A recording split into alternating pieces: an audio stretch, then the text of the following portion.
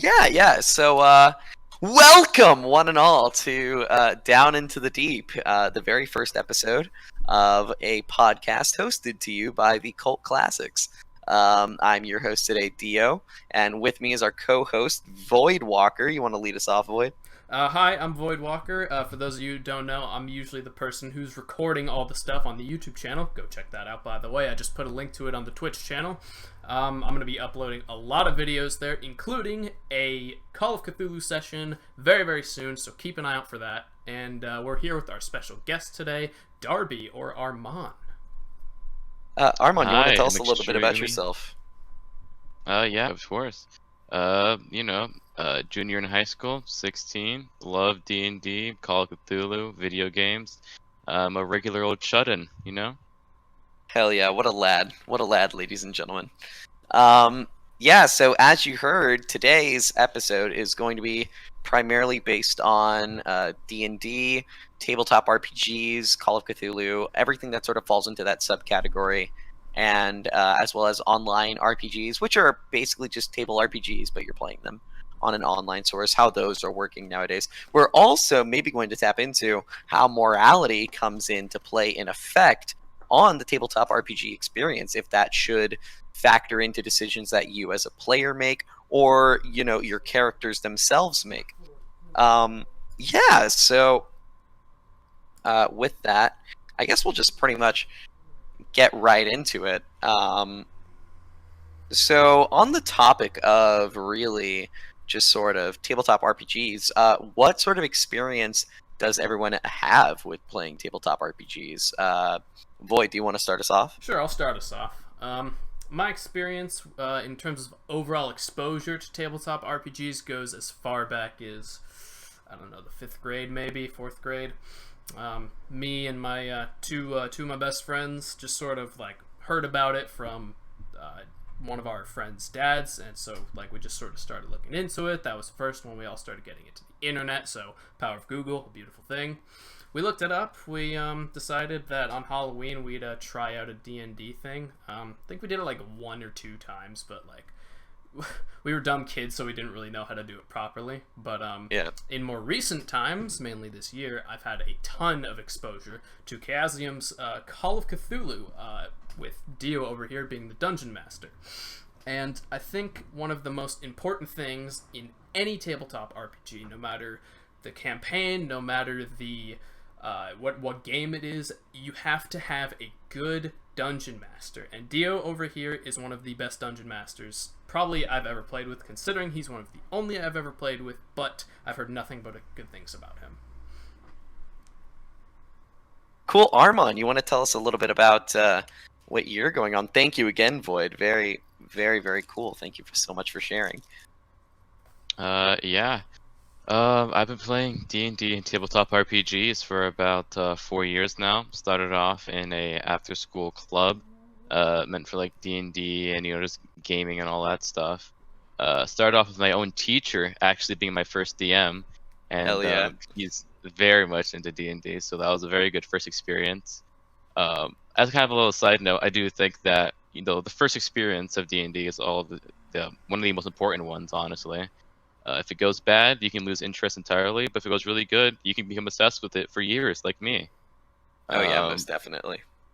After that, my friend Joaquin, shout out to him, he had a starter set of the Wizards of the Coast D&D, and I started DMing that. We burnt down many a forest, killing many wildlife in the process.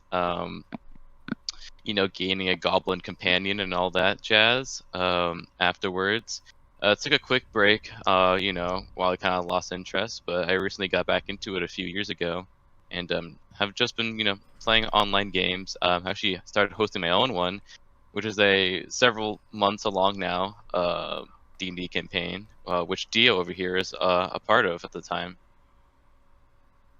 Hell yeah, and that sort of is a really good segue into my section as well. Thank you so much for sharing your experience. I've been playing tabletop RPGs for a while now. I first started playing D&D really when I was, I'd have to say it was probably like summer camp in like 6th grade, I went to a like really sort of artsy, sort of like Renaissance summer camp where like everyone was like LARPing all the time. And so naturally with that, D&D came into the fold. And yeah, dude, I just remember my first experience was absolutely awesome. There was this whole fountain with a demon. I went into the fountain, survived a really hard con check, and then I somehow like was able to take on the powers of this deity, and that's how I became a warlock essentially. It was pretty sick. But yeah, and ever since then, I've been playing my fair share of D&D games. I've been dungeon mastering for, well, DMing, yeah, DMing for a while, since about 9th grade. I've had my first 2 really serious campaigns with a couple of friends from high school, which was where I had the first ever session of Love Me Dearly. Nice. And then we had another session as well with the Cult Classics. And then now I am just about to be starting actually on Friday, a new campaign that goes over the JoJo's Bizarre Adventure tabletop RPG. It's going to be that's this really Friday? sick. That is this Friday. Okay, I'll see if I can make time. Because Yeah, I know I volunteered to be there. Yeah, it's all right. It's all right. Mainly, I think the only thing that's really going to be needed is me doing stuff, at least for this first session. Void, I think we can have you come in and play as, other characters and also give sound effects whenever needed. All right. That would be sick. I can do that. Yeah. But for this first one, I think it'll just be me and the players, and then we'll introduce you along the way. All right. And then I'm probably also going to use Armon here to play some villains because All that right. would be very, very fun. Very excited for that. Yeah. Yeah, and Armon is actually one of our most experienced players who are actually also involved in the JoJo's RPG. Nice. Mm. Yeah. Yes. Thank you. I'm Thank you. so excited for your character. God, it's gonna be so much fun. Yeah, I spent a lot of mornings coming up with random ideas and then texting you if that was okay with you. Yeah. Yeah. Most Speaking of definitely. characters, I know my first character was a kind of an edgy tiefling, which is half demon person, rogue character, who got turned into a tiefling by a Hell yeah. random fairy demon. So, that's pretty cool. What about you, Void? What was your first character that you ever made? My first character I ever made overall was, what was it? I think it was just a human because we didn't have any of the books at the time, so we just sort of... The only person who chose a race was one of my best friends who did a Dragonborn. Not Dragonborn, that's Nice. Skyrim. Or no, yeah. No, Dragonborn are Yeah, that's also right. in D&D. Yeah, that's Yeah, right. yeah. But basically, my guy was just like, I think he was a blacksmith for just like this local town, but like he also had fighting experience because there was like a war some years ago. According There's to the story. always There's a always war. a war. Every There is time. always a war. The war. The war every The time. war. But The my war to end all most- wars. My most character I'm most proud of is Reginald from the Love Me Dearly campaign that Dio is DMing with Cult Classics, because not only did I have a lot of time to really write his character, but Dio over here wrote a lot of basically dedicated a whole session to his character arc, and that was so incredible to be a part of. And like, keep an eye out for that because I'm going to be uploading that in parts on the YouTube channel, and that was just like, it's probably the character I'm most proud of. I am so excited for that second episode, man. That was such a good session that It we was had. probably the best longest session that we also had, but also just brilliant. Are you sure it was the longest? I thought it was the third one that was the longest. Oh, the third one might have been the longest, actually. I think that one was like a 15 hour? Something I like forgot that. how long. Yeah, it was pretty insane how long that session was. I cannot believe we went that long. I was absolutely mind boggled. But yeah, that one was hella dope. We started at like 12 o'clock in the afternoon and went until like goddamn Like what, 3 in the morning? 3 in the morning. Yeah, something like that. It was absolutely It was crazy. ridiculous. I know my first character, at least that I can like really remember making, was when I was part of Eric's very, very first campaign, where I played Is this Cult Classics Eric or different Eric? No, different Eric, different Eric. Eric from a friend of mine from school that Armon knows. Eric Yeah. Doyle, my guy. Shout out to him. Um, Basically, I was playing a warlock who was a half elf who was basically a religious zealot, if you could say. He was constantly preaching about this god that he believed in, who really wasn't a god, it was just an entity, but he was a warlock, and so it sort of played with him always preaching about the power that he got from his own patron, and sort of like basically trying to spread their word and belief. And he was a lot of fun, let me tell you. I remember there was this one time in lunch where, so we had met this NPC. I forget her name right now. I think it was something very elvish. She was an all pink elf. Let me put it like that. Yeah. All right, all pink. Yeah. I know who this is. All pink. You remember? Yeah. Yeah. This moment in lunch was freaking insane. I had to leave to go to a doctor's appointment, but before I left, we had just finished doing, I don't know, some battle, and we were staying in a hotel, and like a sort of tavern type of thing in game.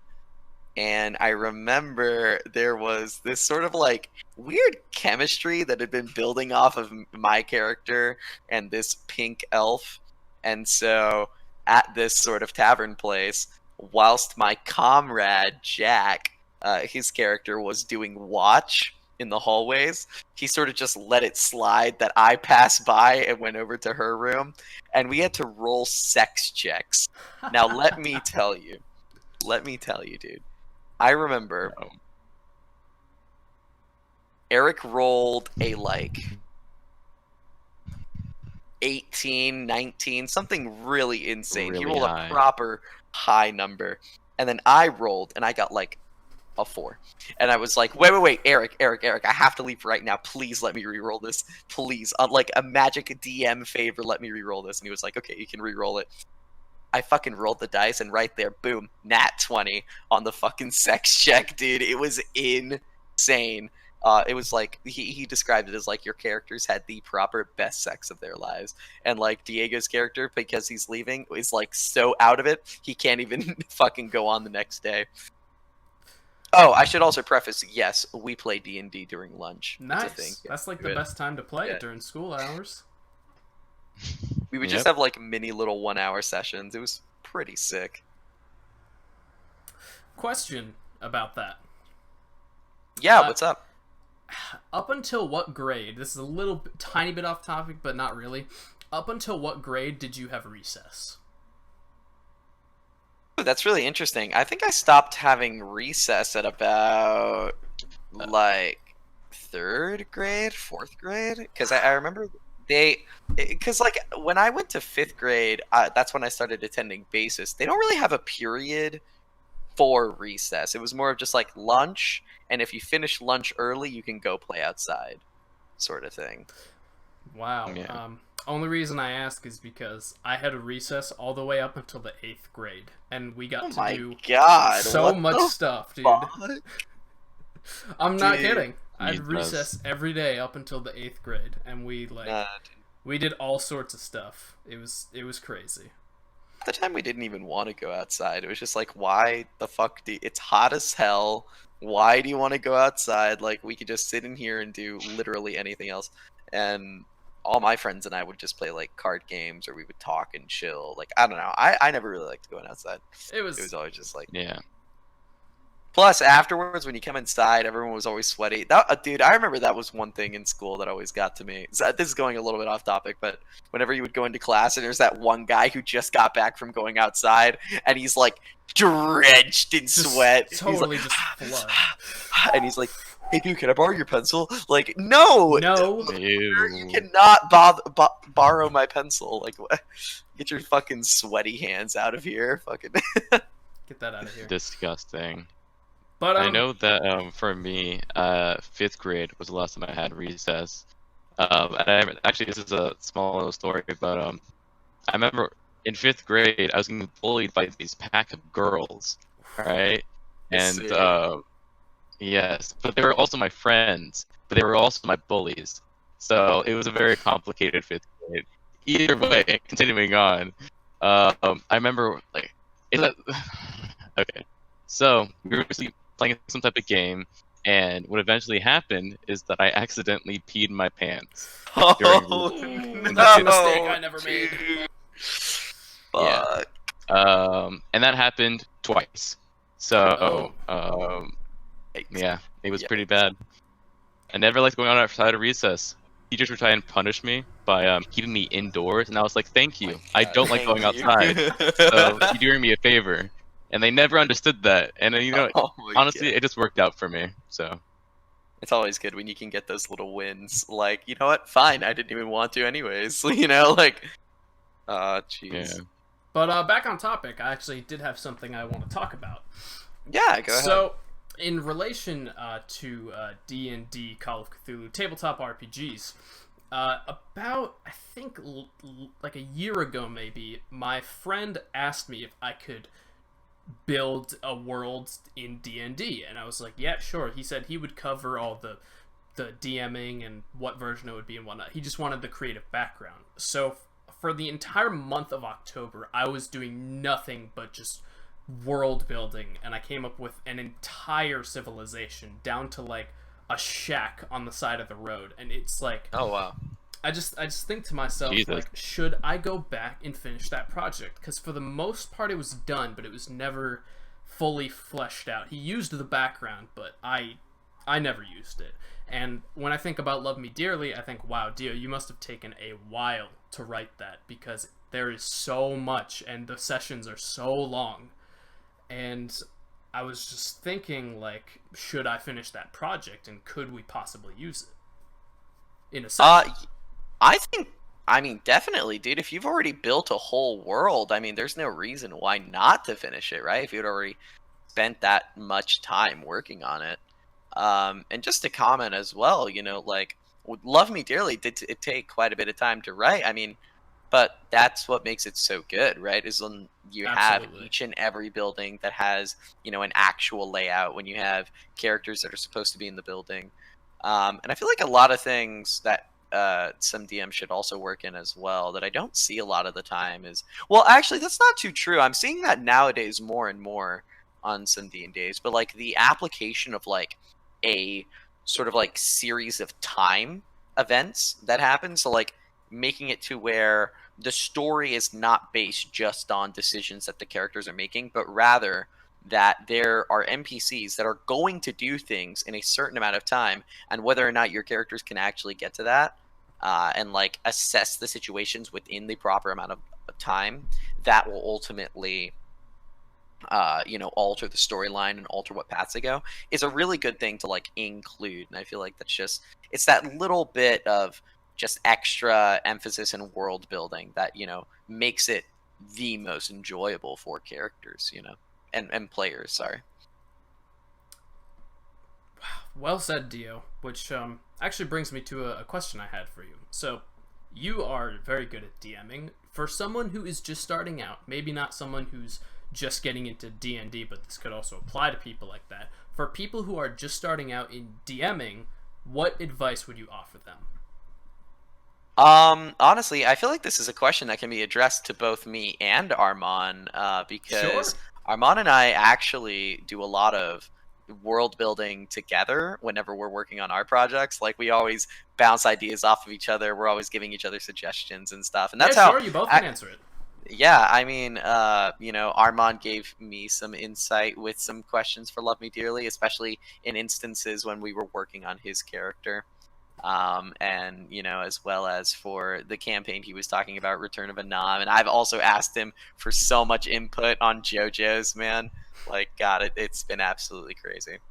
Um, but for, yeah, so for advice for people, I'd say, who are just starting off and really want to get into DMing, at least. Honestly, just live it. I mean, you have to just really get into it, because I feel like that's the hardest part, is just committing, because I think some people are afraid that when they're getting into it, they're gonna look weird, they're gonna sound stupid, you know, their voices aren't gonna hit it correctly, they're not gonna do the characters justice, and I feel like that's just like, dude, they're your characters. The amount of justice done is based on how much you're going to commit. And, you honestly just need to not be afraid to give it your all and maybe risk, sounding fucking stupid. But, that I feel like sounding stupid is what's going to make the character sound great anyways, Like, that's what you need to just make sure it comes from a genuine place of, like,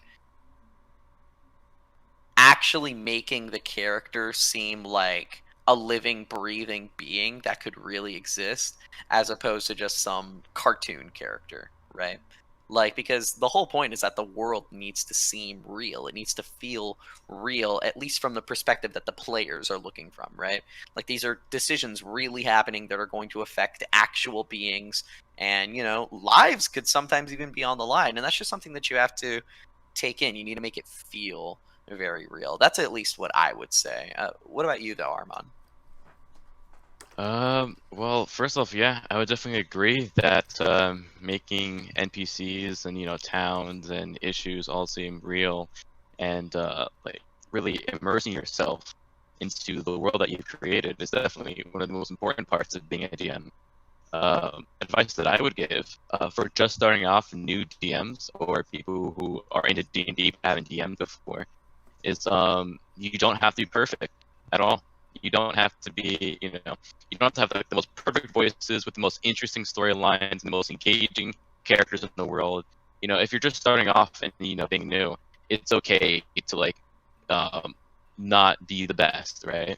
You can, especially like first sessions and stuff. Like, yeah, first sessions are important, but that's just more of an introduction. And if you really do like commit to a campaign or like a long-term campaign, then you will definitely have your chance to prove or show that this world that you've created is I don't know what word I should use, but I guess the best that you can make it to be. So Absolutely. Give me 1 second, guys. I'm gonna go put this back in the freezer. No problem. I'll take over. Yeah. Yeah. Sick. All right. So, Armon, you worked on the JoJo's campaign that Dio talks about all the time. Yes, I have. I helped him with a lot. What were your first impressions on his initial idea? Like, when he came to you with the concept of an RPG based on JoJo's, what was your reaction?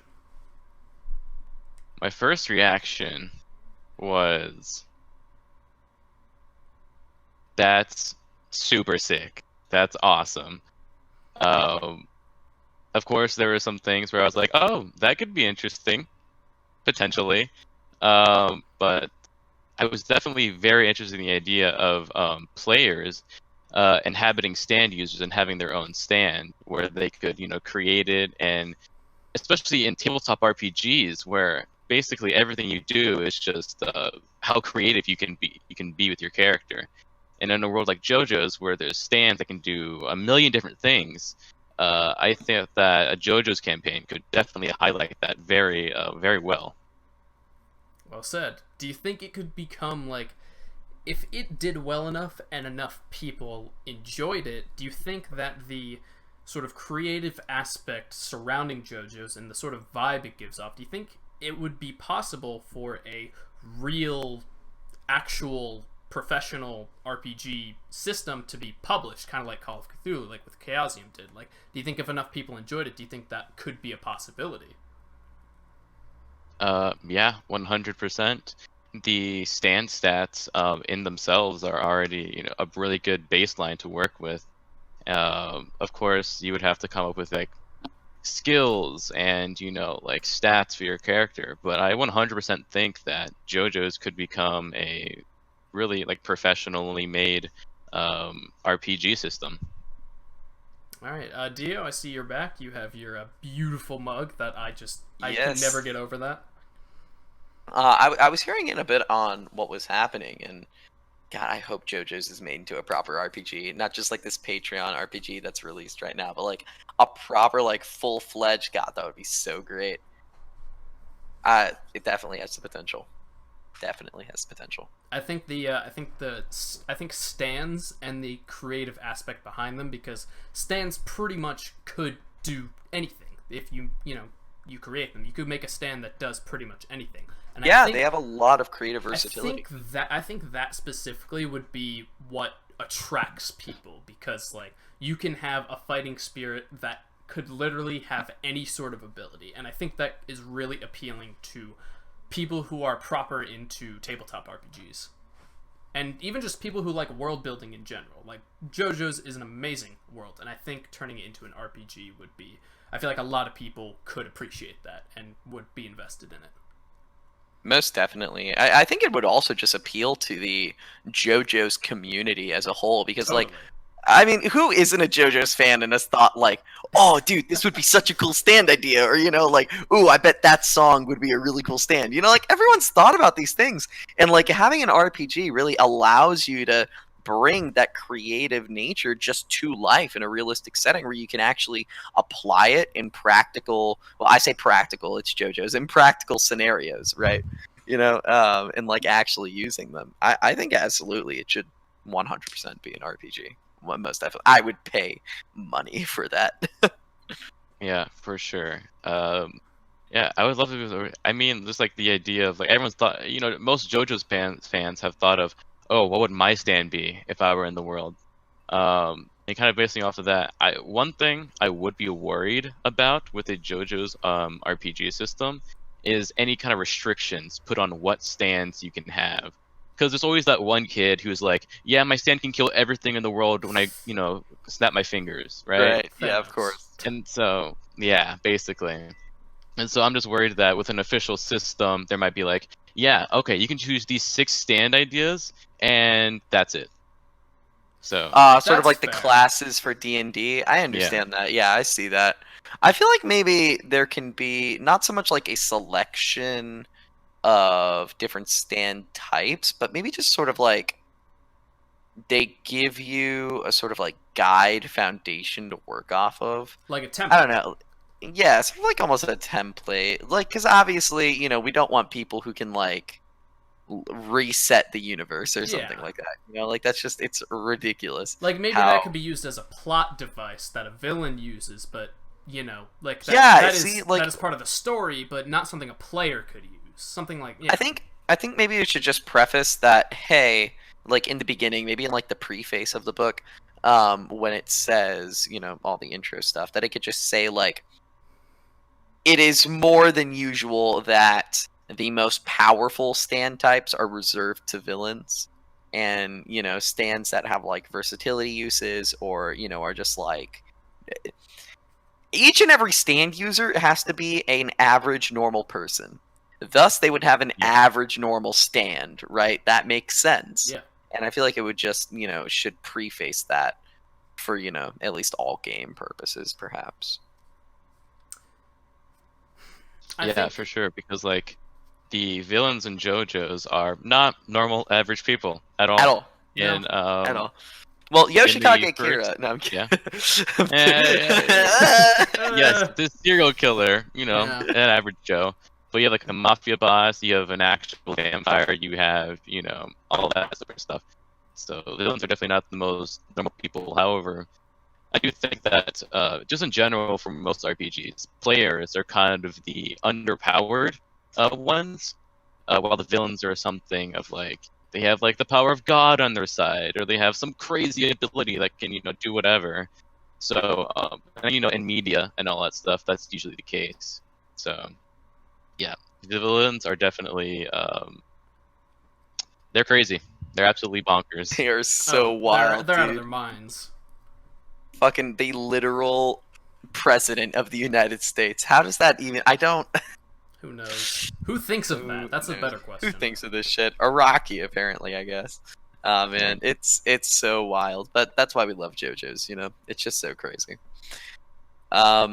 Getting back into that, guys, I mean, we were hearing a lot of good stuff revolving, you know, RPGs and how we feel about them. What are all of our favorite RPG systems that we've had at least experience playing? Before we go there, I just want to pay attention to chat really quick. We're getting some questions. So, fellas, who would win? Team 7 or JoJo main villains? Ooh, that is very interesting. Okay, Team 7 from Naruto, I imagine? Yeah. Okay. Yeah. Um, ooh. All the JoJo villains? Like, are we including Give us part all of 1 them?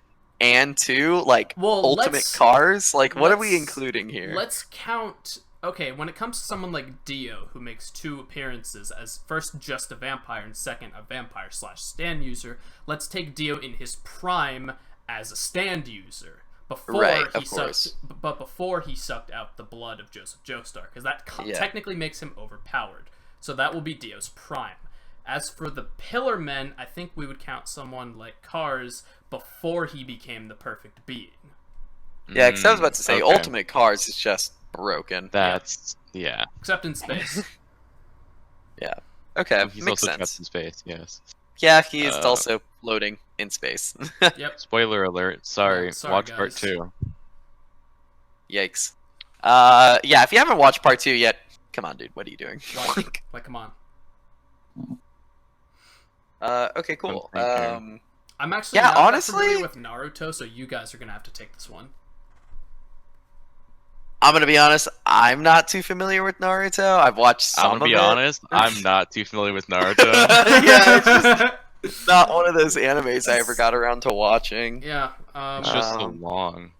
Yeah, it is such a long series, Here. and I was just like, it's the same I reason will- why I've been dreading to watch Dragon Ball Z. Like, I've watched the I've movie, watched some of it. out, but like, God, to fucking watch the entire thing and get caught up, I'll need a whole other life like that. Yeah, I'll have to like be a different person. Like my I will my room say would be arranged that- differently. My personality would be different. Like I'd have to be a totally different person. Like You'd have katanas in your background, I'd of have course. Oh, katanas on the definitely. back of my wall, all that stuff. I'd probably have 7 Dragon Ball models just sitting on my shelf somewhere. I mean, like a Dragon Ball just in general, like that. Like, come on, that's just cool. Like everyone recognizes a Dragon Ball. Like that's just one Oh, of those. most It's one of definitely. those symbols. Yeah. Like the Morph Ball from Metroid, another easily recognizable thing. For people Easily who play recognizable. Yeah, for sure. Metroid. For Metroid players, yeah. Yes. Anyone who's played Uh, Metroid. I will say that for the JoJo's villains, I mean, one can watch part 3 first of all. Spoiler alert. All right. Yeah, watch part Um, Just, one just of do them- that first of all. Yeah. Yeah, pause this, go watch part 3, And then come back. watch the VOD or something, and then come back. But one of them can stop time. The other one can, honestly, if I'm thinking about it, I think Team 7 would win. Honestly, from what I'm thinking, like actually thinking about it, one can kind of stop time, one can like erase You mean time. JoJo's can Yeah, win, for JoJo. right? No, You said Team I'm 7. thinking- yeah, Okay, how much do you know about You Team think 7? you 'Cause I think know Team nothing. 7 from Naruto would win? Because we're honestly, yeah. talking. I Wow. think they would want Okay. to get JoJo's villain because if you think about it, right, Dio, he can stop time, right? That's cool, but also not like unheard of, right? Yeah. Yeah. Let's see, Yoshikage Kira, he can touch things and make bombs. That's cool, I guess. I mean, Like that's in a fair. fight, not really that useful. Let's see, Dio Volo, he can erase time. That one would be hard to fight, but That one's difficult to fight Yeah. against. Just off of the sheer how confusing it is, how his ability works. It's just like just yeah, how confusing it is. Yeah, but I also think beatable. Honestly, if it's the we're entire not gonna Team go every 7, single one. then yeah, I'm not gonna go over every single one of those guys. But Oh, we're going every single one. All right. I said No, I we're wasn't not. going to go over. No, Oh, no, no, okay, no. because Definitely not. chat Double wants us Big to go over is so every long. single one. No, we're not doing that. We'll go over a few. Ooh. Let me go watch Naruto real quick, and I'll be right back. Okay. Yeah, we'll be back in. A few I mean, minutes. we know about the basics, right? Everyone does a different type of ninjutsu. Yeah. Naruto has his multi-form where he literally clones himself a bunch of times. Yeah. That is pretty overpowered, pretty not cool. gonna lie. That's pretty overpowered. And whenever you That'd punch be- one, it just disappears. Like, you have to fight all of them. It's an illusion. So, and he can also move really fast. Like, he's a stupid fast guy. Faster than. But then Star also, Platinum? Star think? Platinum can canonically move faster than the speed of light. That's true. So, I don't know. That's a rough. I don't one. know. You know, But we're I'm also gonna, talking about, I'm gonna talking see if about I can Star make. Platinum. I'm gonna see if I can make a poll. Who's faster? Nah, we got to Yeah. talk about the world, and Yeah, we I gotta talk think about the world. honestly, the world is just like fuck, dude. It can stop time. When it was in a one-on-one Aura barrage off with Jotaro, it beat Jotaro. Like it moves faster than Star Platinum, who can move faster than the speed of light.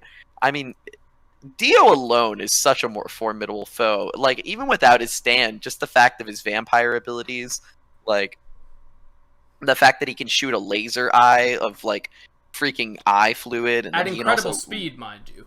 yeah, and the fact that he can lower his body temperature down and freeze whatever he touches, and then on top of that, he has a stand that can stop time. Like, and he also has superhuman regenerative abilities. Like it. God, it's so much. But like, what does anyone else know anything about Team Seven? Like any other characters I know and Chat, what there's they 7 do? of them. Nice. let's Nice. just say Yeah. that Funny Valentine can Uh, go to parallel dimensions and pull out other Funny Valentines. Oh. Oh, that is very true. We Ooh, do have to that's true. recognize Funny Valentine as a stand Oh, we're user talking for about part 7. all of the villains? I thought we I were thought we were talking talking about the like the original. first 6. Yeah, I thought we were going. Yeah, I the first thought we were going 6. classic. Because also Enrico Pucci. Oh my God, guys, are we considering Made in Heaven his stand? Which stand are we including? He gets 3. Ah. He goes through 3 evolutions of stands. Void, I don't know if you've gotten to part 6 yet. I'm not that far. I'm like on part 4. I know I haven't either. Okay, well, spoiler alert, Enrico Pucci has a stand that becomes a stand that becomes a stand. And it's not an act like Echo's Act 1, Echo's Act 2. No, it's entirely different stands Wow. that he gets Oh, from stand magic. That's interesting. He does a crazy Dio ritual. It's crazy. Yeah, and his stand ability is insane. It can manipulate gravity to an extreme extent. Oh, I see. That's quite a bit.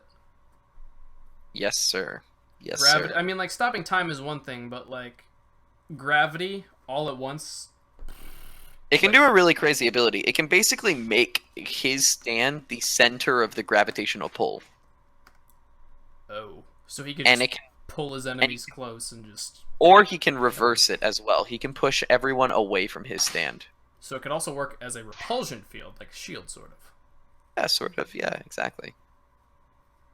It's pretty broken. I remember there was an explanation in the actual manga panels, but it doesn't go much into it. Regardless from that, though, more back into tabletop RPGs themselves as opposed to a JoJo's We're kind of discussion. just going off That of could probably be, yeah, That's that a whole could be episode in and whole- of itself.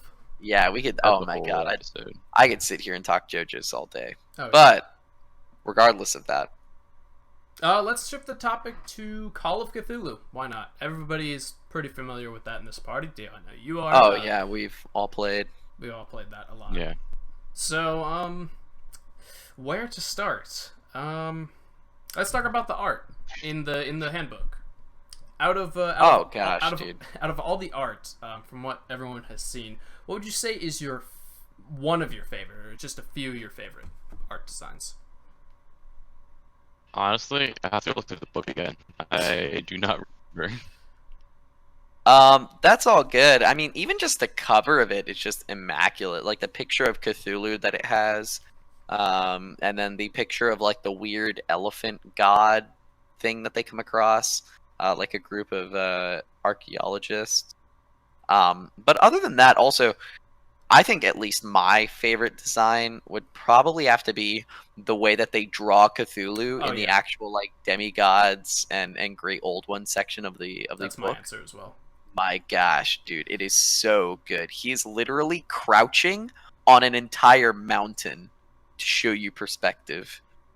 And mountain. he's like looking over it like it's a stool, essentially. It's incredible. It's God, just the art design in general for that book and for that whole game is just immaculate. It's beautiful. I think H.P. Lovecraft would very much appreciate it. How do you feel about rolling with percentile dice as opposed to a D20? I actually prefer percentile. I'm not gonna lie. That's a unique opinion to have. I prefer percentile dice. It's just I don't know. I mean, I know I'm more used to it, but the few times I did use like D20s with my couple other my friends and stuff, it's just like I don't know. Percentile dice just I don't know. It's just more interesting in my head. It's just like, oh, I actually have to roll low instead, and skills or percent. I don't know. I just like percentile more. It's a very cool system. Not that I dislike rolling D20s, but I just think it's very unique, and I think it's underappreciated. The hell it does. I mean, guys, wouldn't it be so fucking wild if I just rolled a nat 20 right now? It's 7. Yeah, Worth a shot. never works. It never works. I will say that as more of a D&D fan, I do enjoy the D20 more often. I think because of 2 reasons the D20 is so amazing. Well, one, just because of how recognizable it is, you know. It's That's fair. The 20-sided dice, you know, like no one talks about the D10 and the D, you know, like 100 dice. No one cares about those. No one cares about those. But also just the power of the nat 20 is This something is so that I don't think the percentile dice can come up with, honestly. Like just the power of rolling that dice, having a nat 20 come up, and just the table exploding with just excitement is just. It's something that, in my experience playing Call of Cthulhu, doesn't really happen. Also, it's a lot harder to get. Yeah, it's a lot harder yeah. to get a critical success in Call of Cthulhu. Rolling that 1, Jesus, dude, that. But whenever it happens, holy shit, my does God. it happen?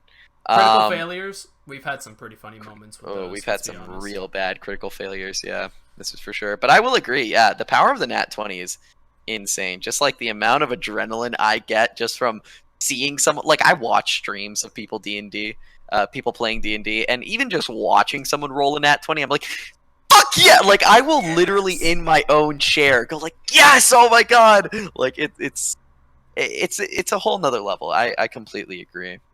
But honestly, I don't know. I was really I'm really digging like rolling d6 for things, and this is partially because this is what we use in JoJo's right now, as I've been getting used to it. But also, I was playing recently with Armon another tabletop RPG system called Shadowrun, which would use a system where you would roll a crap ton of d6s, and depending on how many 5s and 6s you would roll, that's how many hits you got, and the amount of hits that you get determine whether or not you can succeed in an action. And it was a really interesting system. I honestly kind of liked it because they also had this other set of like how you get a critical fail, and it's if you glitch, and that's if over half of your dice are rolled as 1s, and it's a very fun and interesting system. I have to be honest. Yeah, definitely. Also, the Shadowrun world also is just so interesting. It has fantasy elements with like orcs, trolls, dwarves, elves, as well as combining it with cyberpunk stuff with, you know, future technology and futuristic guns and hover motorcycles and all that stuff. Yeah, it also differentiates itself from other systems using the D6s. It's like a D20 or a percentile dice. A very fun system, definitely. If you can find a like good DM and a good party to run with, I'd recommend it for sure. Hell yeah, it was a really sick ass tabletop RPG system, 100%. But yeah, I mean, you guys, whenever you're playing in a tabletop RPG, at least for you personally, what do you find really brings the whole experience together, like really makes the whole experience worth coming back to? You know, like why do you want to keep going, keep going back and playing more of just tabletop RPGs in general? You know, what makes it for you? 2 things, 2 very specific things. Uh-huh. The enthusiasm and atmosphere of the players and the DM as a whole, and the immersion. If I'm super immersed, I will want to go back and finish that campaign. If I'm just kind of like just sitting there, I just feel like I'm just playing a normal game. It's just like I just feel like I'm rolling dice just constantly. Then I'm like, I'm not gonna play with that person or with these people. But if the group is like, they're into the story, they're invested, they're curious, they're making speculations and theories, they're acting like they're characters, and the DM is just like making the whole experience just almost real, then that is what I want. That's what attracts me to these games, is immersion and enthusiasm. Most definitely. Yeah, definitely. The immersion is honestly, I don't know for sure, but you can most likely the immersion is one of the most popular reason why people play D&D and stuff like that, is to go into a world where you can be a different person entirely. For me personally, it's I can definitely agree with Void here, is that it's the party dynamics and talking to each other and learning new things about each other player or their character. And another thing is probably just I guess I would say the plot, honestly, having a story to go through. I grew up reading a lot of books and reading a lot of movies and all that stuff. And the idea of going on an adventure or completing some quests or just doing something in a different world is extremely interesting to me, and I truly love to do it. Also, as a DM, the reason why I DM and I keep doing it is just because the world building, the crafting of the story, and being able to give that to your players and watching them interact with it and them hopefully have fun with it a whole bunch.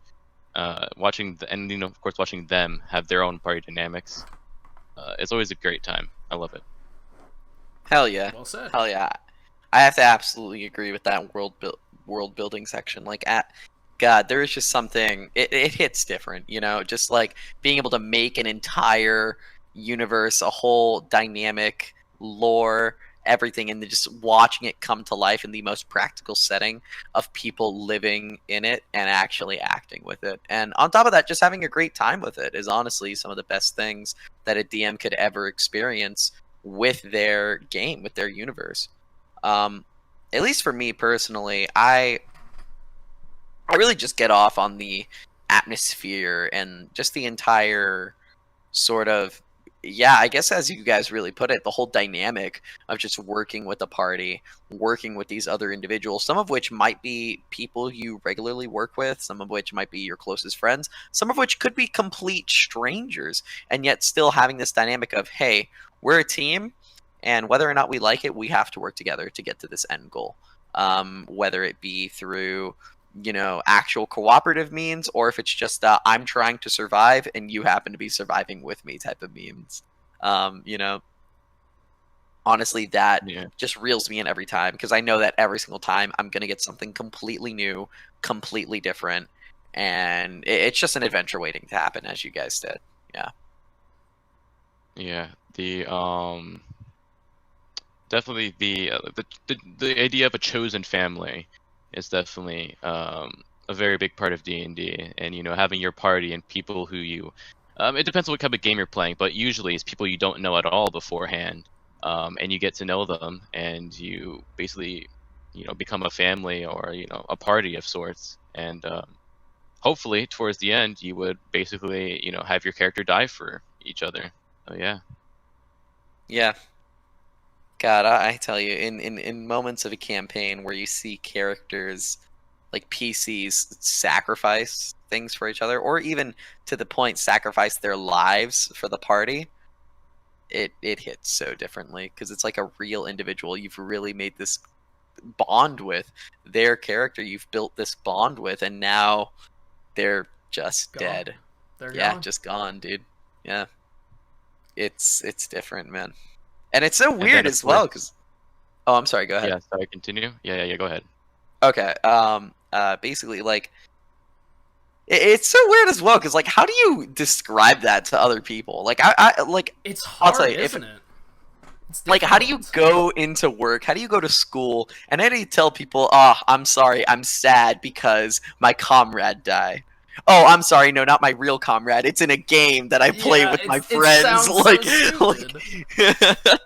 But it's because, people don't realize that, people don't get at least people who don't play D&D and tabletop RPGs, they don't get the immersion that you feel from it, I guess another way of looking at it, or another good way of explaining it, is sort of thinking it as you created a whole person, and you could think of them as your personal creation. You rolled for their stats, you made their background, you did every single detail that makes them who they are, and just sort of watching your creation be put on death's doorstep and taken is just like, it's kind of sad, but like, your creation will never be gone, but watching it die is like, it hurts in a way.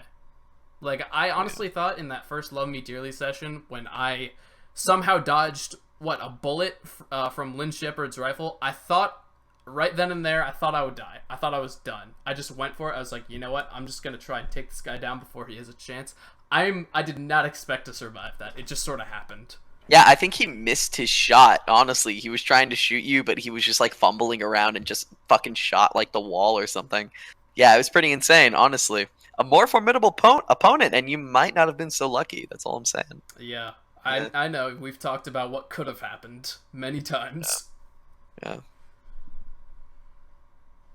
Oh, man. Well, go ahead. Sorry. I already, I cut you off like twice now. I'm so sorry.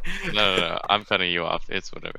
I was just going to say, it's very hard to explain to other people because, one, it's an experience, honestly. It's hours of you and your friends sitting around and being these characters. And then, of course, you have to go and look at Joe the next morning and be like, oh, hey, how's it going? What's your next character going to be? So it's very difficult to explain to other people for sure because, of course, it's a fake person. And a thing that I kind of was wanted to talk to you guys about was how do you guys view kind of like the fake world of D&D or Call of Cthulhu? Like, do you guys think that like the things you do in it like matter at all? Like, not in the real world, of course, but like how do you guys deal with morality in tabletop RPGs? Kind of. Dio, you want to go first? I think it honestly sort of depends on the at least atmosphere for the whole game that the DM is setting for you, really, when it comes down to it. Like, whether or not the DM has, like, sort of made it clear that this is going to be, just like a whatever the fuck campaign. We're just fucking around. Yeah, we're having a good time. It's whatever. You can do whatever, and there are no consequences. Or if it's, like, been made clear, like, hey, this is a long-term, this is a real campaign with real decisions. People could actually die. Like, it's a whole thing. And at least for me personally, it's a little on the nerdy side, but yeah, I do like to play morality into effect, at least on the character level. Like, I, as a player, obviously have my own morals that I need to follow, right?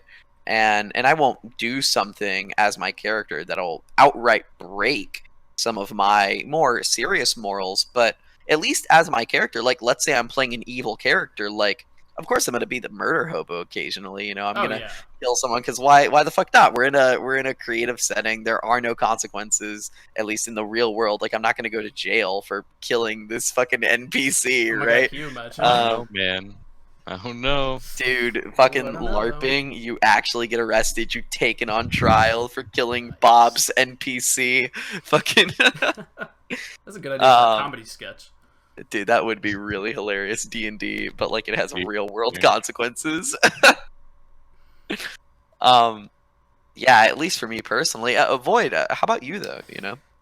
I have actually been thinking about how I wanted to explain this, and I'm gonna explain this using another game that I've played. Now, this is a video game, and it's a story-based game, and ironically, it's called One Shot, and it's this world where essentially it makes it seem like the game itself is a real place in a real world because you, as the player, are recognized as an actual being. You are recognized as God because you are playing the game, you're running it. And it just, like, I play it twice a year on the solstice because that's what the DLC true ending is called, the solstice ending. So I play it every year on the solstice, like tradition. And every time I play it, I feel like the story it establishes is real. I feel like it makes it seem so real, and it's just like when I'm playing a D&D campaign that's so immersive and so like I am that character. I feel I'm that character. I think to myself, I don't want to hurt anyone who isn't wronging me. I want to keep my friends close, and I want to keep my enemies away, even though that's not the saying. But when I'm so immersed and so invested in something, I try to stick with my like personal morals, because like that's how I want to see the result. I don't want to see my character be bashed for being a dickhead. But I mean, most definitely, yeah. I think of it almost as an alternate universe that actually exists. That's how I go about it. Yeah, I can definitely see that. I mean, there's that. You hear it a lot on the internet and with like in video games, with like, oh yeah, it's just a game. It doesn't matter what I do. And you know, for the most part, yeah, totally. Yeah. It really doesn't matter. There's no real consequences. Nope. Yeah, Not but if you're really. like playing some like really story-driven game that's like takes like dozens of hours to complete, and you're just like straight up being mean to everyone, it's like, what the heck, dude? Yeah, What are you doing? Like, why are you Like, at being what a dickhead? Yeah. At what point does like you playing like a whole bunch of games being a jerk, like, does it impact you anyway, or does like it matter that you in every game you play you're always like a terrible person, like as much as you can be? So Yeah, it's like, where do you I'm just kinda separate the curious. game from reality, you know? Like, how do you come to effect with separating the fact that this is just a game, or no, dude, I am actually playing as Bilbo Baggins, and I'm actually about to fucking shoot my brother because he's a fucking werewolf vampire. Like, you know, like, what? How do you explain this and sort of get past that reality check, you know, of fuck, this is just my character, dude. Yeah. Oh wow, I fucking threw the dice down and I rolled the nat 20. Nice. I'm kind of All It right. didn't happen. I don't believe it. I don't. wait. Let's. Oh no. Oh no. Oh, he's altering Hang the on. dice. You saw him. No, I'm not. I'm Yep, not I altering saw the it. I dice. just saw it. Yep, I saw it. Oh, there it is. The I don't know, it's a little 20. crooked if I'm being honest. Looks a little crooked. You know what? Sure, you rolled. How crazy would it be if I rolled 2 nat 20s? Do it. This time, show Nice. us you rolling it. I rolled 12. Okay. Nice. You were All right. nice. All right. All right. All right. All All right. right. Come on. You're just All gonna right. get it eventually. Come on. Hey, how crazy would it Keep be if going. I rolled a nat 20? A nat 20? Okay. A nat- Dio. Okay. We'll get there All right. eventually. Come on. Oh. All right, one more. 5% Oh, Oh, dude, look at dude. the 20 is right Nice. there. Right there, dude. So close. Damn. So All close. right. Well, you know, you live and you learn. On that note, we have hit our hour mark, which we plan to do this Aw. for an hour. Indeed, indeed. We said we would limit it at least an hour, so I think I'm gonna leave it off as the line between it's just a game and you are this character or I am this character. I think I will leave that as for something for the viewers to think about, and for the next time we do a RPG topic podcast. And I think that's a great note to leave it on, and a nat 20. And a nat 20. A nat what can I say? 20. I really did land that nat 20. I'm not even fucking with you guys. I guess we'll never know. I guess We'll never the know. world will never know if Diego's just a fucking nat 20. I rolled a nat 1 right now. I'll tell you that much. All Now that I believe. Dio, would you like to set us off? Yeah, on that note of 2 nat 1s, that's definitely telling Dio that he needs to stop the recording. And to pretty much end this baby off. Well, thank you guys so much for coming in and watching this very first episode of Down into the Deep with our very special guest, Armon, aka Darby. Thank you so much for coming. Yeah, honestly, We've had thank a you. great time with This you was here. so much fun. Honestly, Thank this you. was Yeah, really, lots of really fun. sick. Yeah, and we hope to see you around for another one, man. Totally, Let's make this man. happen again. Hopefully, I'd be totally down to do another episode. All Definitely. right. Hell yeah, hell We'll yeah. see Darby Maybe in we can do future another episodes. episode with more guests. We got a bunch of stuff We got planned so for many this, people. guys. We have so many got- plans. We have so many plans. But with that, we will leave you there. We all hope you have a great rest of your day. And honestly, catch you on the flip side, really. Yeah, and keep an eye out for the VOD, which I plan to put up either late tonight or tomorrow. I'm gonna include some bloopers from earlier because I still got that on tape. Hell So yeah. yeah, we'll see you guys in the next edition of Down into the Deep. All right. Catch you later, guys. Bye, everyone. Bye.